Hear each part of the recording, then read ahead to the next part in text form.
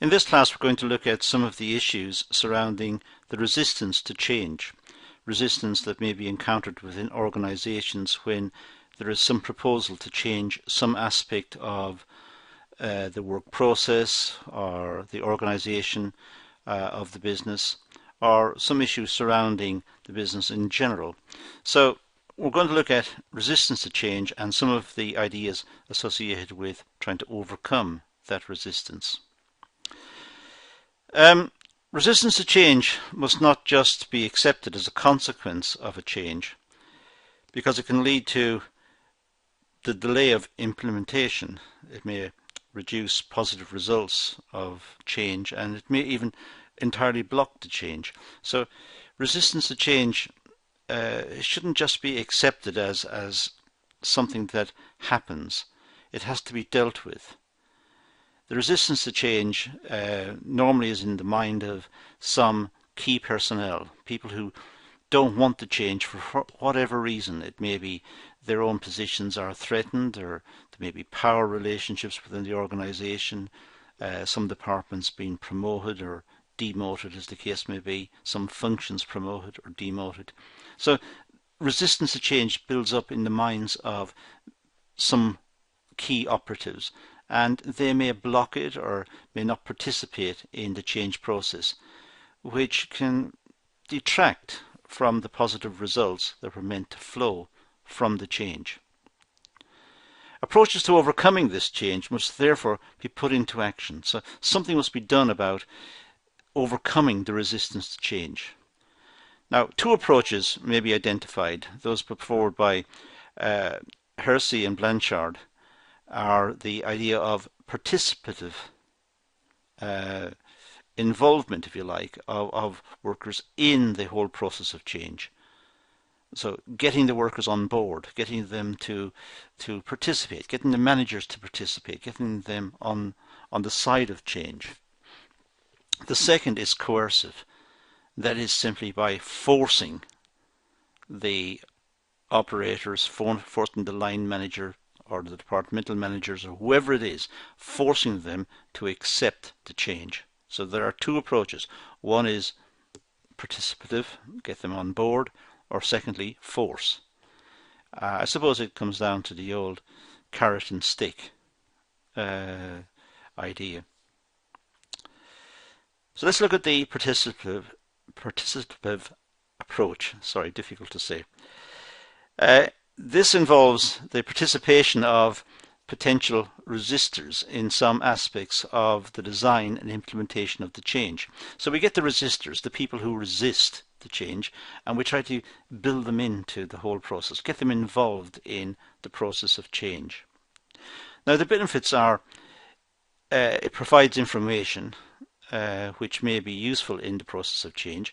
Having people who are critical of the process of change involved may be a good idea, because sometimes their ideas, why they resist the change, may help to refine the whole process, may help the organization to see angles that perhaps they hadn't thought about themselves.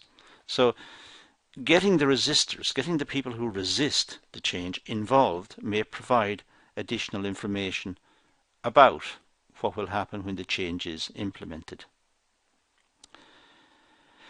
The people who are resisting it will now be involved in the process of change, so their skills and their abilities will be positively harnessed towards the achievement of a good outcome, the outcome being the implementation of the proposed change.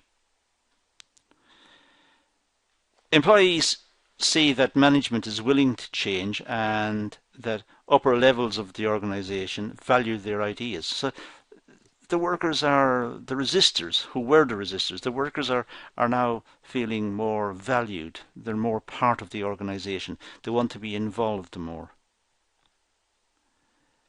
So they feel that they're involved in designing their future and implementing changes which will involve them into the future. They can see a place for themselves. They're involved in the process. They've been consulted and they're being valued.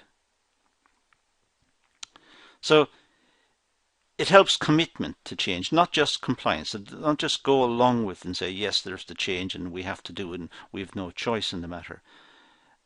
Being involved, participating, means that they have commitment. They have implemented the change. They've helped to implement the change, and now they want to see it work. So they are involved. They are committed. So they are motivated people. It motivates the personnel to be involved, to be committed, to put effort, real genuine effort into the whole process. So the participative approach has got a lot of benefits. Now there are problems, however, with this approach. It's more effective if employees are highly motivated. Achievement orientated people would be the best. If they're not highly motivated, this exercise will not succeed. It's pointless getting people to participate if they're not motivated. So they must be motivated. They must be interested, perhaps just to keep their jobs, or to perhaps have a better working conditions, or just to be involved in the organisation. They need to be motivated. If they're not motivated and they participate, there's no point. It will not work. The approach is time consuming, which may be an important factor if the change needs to take place quickly. So the more they participate, the more time it will take to implement it, because there has to be more discussions and more meetings and more explanations. So it will hold up the implementation of the change. There may be compromise required to get everybody involved. Some people may have conditions. They will only participate if certain things happen. So compromises have to be made, and because of the compromises, very poor solutions may emerge. Change often means that employees are to be made redundant, and therefore it's of little use then. So participation is of little use if the employees are going to be made redundant. Getting them involved to implement a new system that will make them redundant doesn't seem like good motivation, doesn't seem like the thing to do.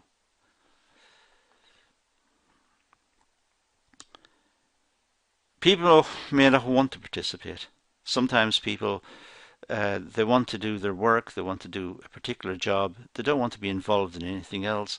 They're just not, they're not team players in that sense. They don't want to be involved in something else. So it's best they're not involved and they're left out of it. And when the new system emerges, if they stay resistant to the new system, they may leave the company. Now it depends on how the company values those workers, if they are key workers or not. The coercive approach, this is the one where we use force, or the company uses force. This situation where participation proves problematic, then the coercive approach may be implemented. If participation doesn't work, the company may turn to force. It may force the workers into accepting the change. It's a top-down process where power is used to drive through the change all the way through the organisation, down to the lower parts of the organisation. So the top management say what is going to happen, what the design will be, what the new working process will be. It's coercive. It comes from the top downwards. There's no participation. The belief here is that if it is made clear to subordinates that they are expected to do and in a suitable way of measuring performance and appropriately delivering the reward and punishment, implementation will be achieved. So the belief is in the coercive approach that if the workers want to get paid, if they want to hold their job, they will do it. It's as crude as that. If someone wants to continue to work for the organisation, then they will work under the conditions of that organisation. This is the coercive approach. Using the approach may be ethically incorrect, and although resistance to change may be overcome, the commitment and motivation of staff to the organisation is likely to be low. I say it's ethically incorrect. Sometimes forcing people to work in ways in which they don't like, and they don't see any reason for it, other than it's the desire of management, is wrong. If the workers can work and achieve the outcome in their way, then why not do that? If it fits the production process, if the output is not compromised, if the quality is not compromised, then perhaps that should be taken on board. Difficulties may recur after the change process has taken place, and therefore the change process will not have been successful. So it may be that after the change has been implemented, workers do not involve themselves wholeheartedly in the exercise, and productivity may suffer as a consequence. The workers are not applying themselves, they're not motivated, they feel outside of the system. There may also be systematic and behavioural resistance. Plant classified resistance into being systematic and behavioural, so that it's easier to identify and correct certain resistance factors. So according to Plant, we can identify systematic and behavioural issues in the resistance to change. Due to this, it is important, if resistance to change is to be overcome, to not only pay attention to systematic aspects such as information flows and effective communications, but also behavioural ones. So the systematic ones are the ones where the organisation can set down channels of communications and design the production process and design the office in a certain way, and these are systematic. It's looking at the system and how the system is all linked together and what's the efficient system. But there could also be behavioural issues. If the humans who are required to implement the change and to ensure that the organisation is efficient and competitive and so on, and good quality and so on, if the humans are left behind, if the humans are forgotten about, there are behavioural issues.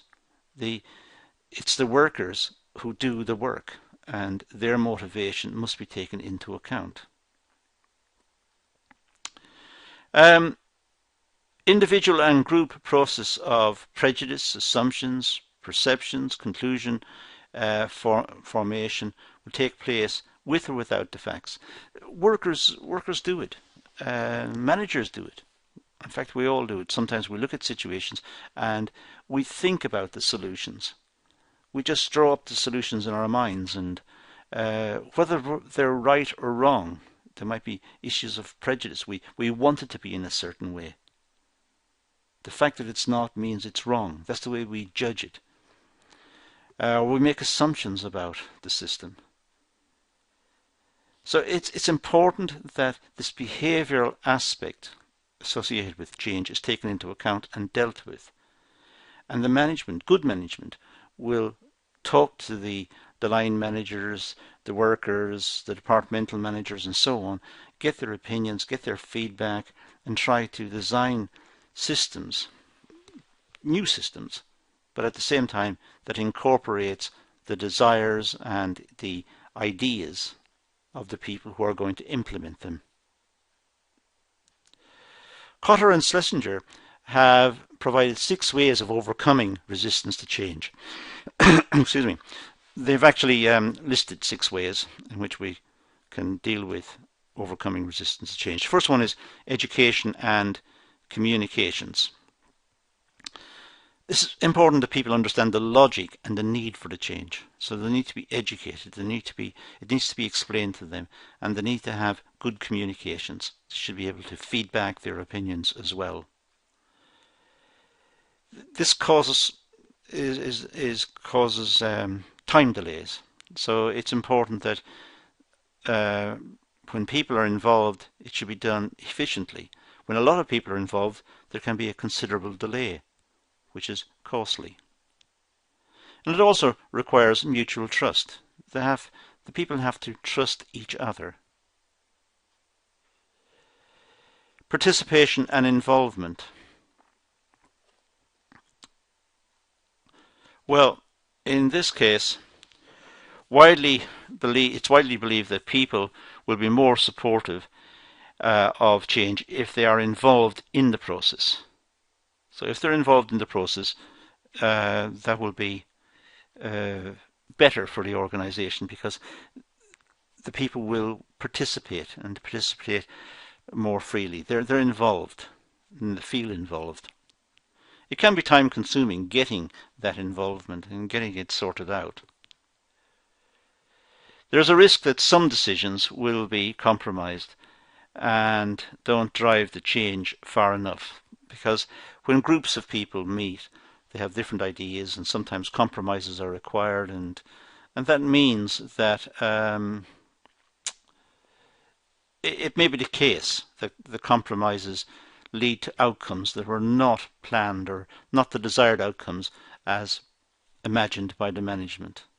So participation and involvement can overcome the resistance to change, I should say, but it may lead to outcomes that were not exactly planned by the management.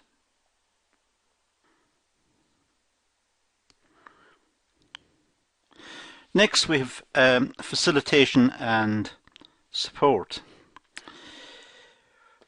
This involves either training or counselling, but there's no guarantee that any resistance will be overcome. It means trying to support the resistors, support the people who object to the change, trying to facilitate their reservations, trying to accommodate their reservations, accommodate their grievances against the new system or against the proposals. There is no guarantee it'll work or it'll lead to a good outcome. Number 4 is negotiation and agreement. These are normally linked to incentives. Negotiations are normally a two-way process. If the resistor agrees to the change, in return remuneration may be increased, or working conditions may be improved, or holiday entitlement, or there's normally a quid pro quo. There's normally something going back. So it could be that that's a way of overcoming resistance, negotiations and agreement. We've got manipulation and co-option. Here is the process, a process which tries to influence people. It influences them by selective information and conscious structuring of events. It's not a nice thing. It's not really recommended, but it manipulates them in the sense that it makes them think that their futures will be better served by the change, and by resisting the change they are punishing themselves. So they are being manipulated. Their perceptions are being used. It's it's not particularly a nice thing to do.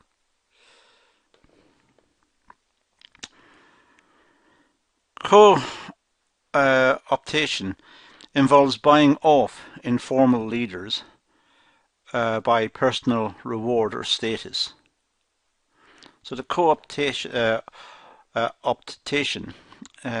is to co-opt somebody from the resisting group onto, let's say, the change committee and reward them significantly for it, and pick a person who was a leader amongst the resistors, someone who was very vocal amongst the resistors, and then, in a sense, buy them over, get them onto the change committee, get them onto the panel who's looking at the implementation of the change, and the resistors who are left will see one of their key personnel, one of their key people now cooperating, so the rest may join in.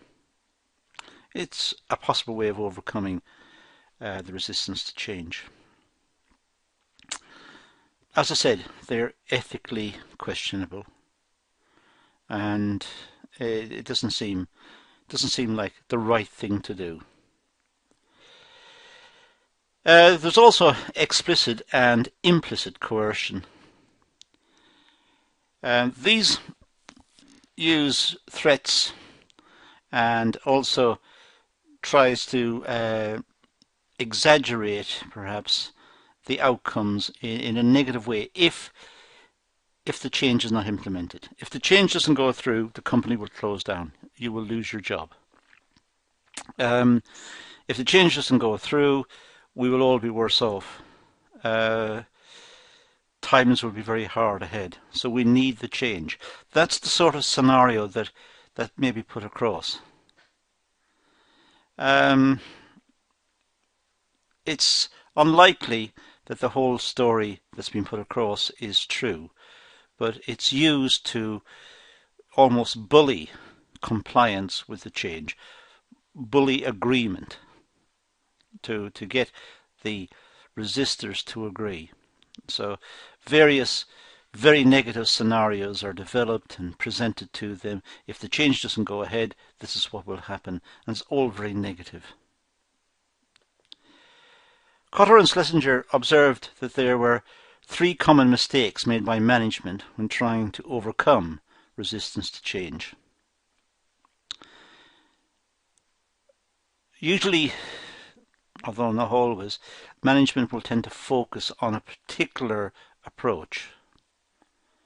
There may be a number of approaches that could be used, and it may be better to use all of them, but use them selectively with appropriate timing and introduce different possibilities to the resistors, to the people who are resisting the change. Introduce those possibilities in a phased way. So using a number of approaches, phasing them in, rather than relying exclusively on one approach. And it's also dangerous to underestimate the variety of ways that people may react to change. Sometimes change is just implemented without carefully thinking out the implications of that on the workforce and the way the workforce will respond to the change. The change, of course, I say to the workforce, the change may affect the customers who may see the product being altered, and the customers may change against the product. It may affect management, line management, departmental heads. It may affect various key personnel, not just the workers on the line. So it's important not to underestimate the variety of ways that people may react to change. It's important to bear in mind that the reaction may be more than that anticipated. Underestimating their ability and the number of ways how they can positively influence members of the organisation during the change. Sometimes management think they haven't got the ability, they haven't got the capacity to influence everyone that needs to be influenced to ensure that the change will take place. Sometimes management themselves think the best thing to do is to simply impose the change rather than trying to go through the process of getting everybody on board and explaining it, and also sometimes management may see that as a sign of weakness. If they have to consult others before the change takes place, it seems like they are weak management.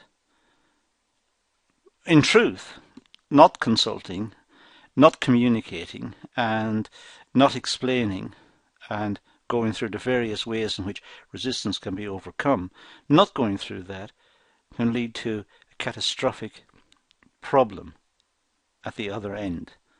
That when the changes are put in place, the workers, the management, the lower layers of management, the middle layers of management, there may be resistance all over the company. And the resistance may come from places that were unexpected. That suddenly people who were quiet throughout the whole process now come out openly against the change. So it's important that management do not underestimate the potential for disruption and the potential for problems that the change may bring about, and they should deal with this in advance of imposing the change. There are some references that are worth looking at in the context of this. I'll just put them there because they were ones that were used and consulted throughout. That's all I'm going to deal with in this session, so I'm going to say thank you for watching.